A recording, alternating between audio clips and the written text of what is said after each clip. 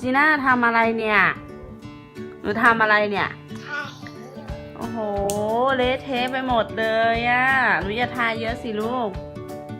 โอ้โหเละไปหมดเลย